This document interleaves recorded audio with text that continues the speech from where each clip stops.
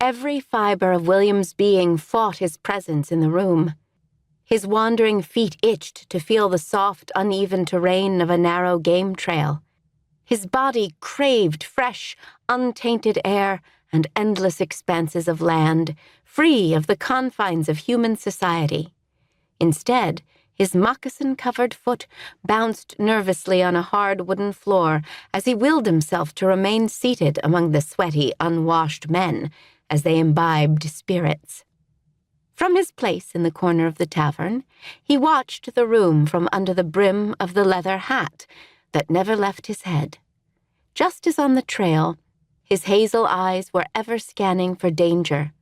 The crowd was unusually raucous, undoubtedly due to the sudden arrival of crisp fall air.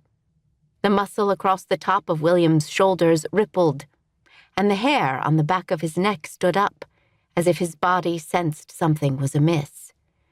An instinct he had learned to listen to. He dropped a few coins on the table to cover his meal, but when he moved to stand, it was as if an invisible hand stayed him and kept him where he was.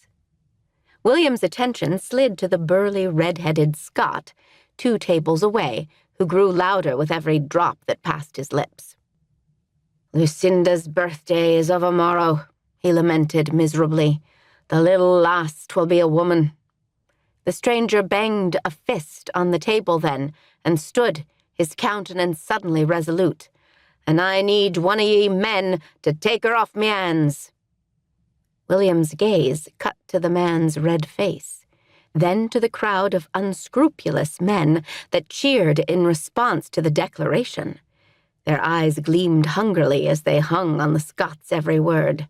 "A thorn in me side she has been, but I will play a table of ye men for her hand, and ye can take her home tonight, hand-fasted."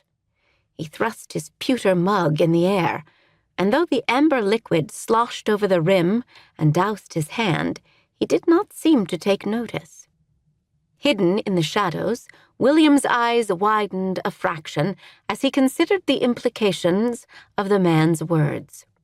If the girl's father had his way, one of the drunk, belligerent men before him would take the poor girl home to do with as he pleased, and William's stomach roiled to consider what that might entail. Even now, the brutes acted as dogs, clamoring past one another for a position at the round wooden table where the burly man had produced a deck of cards.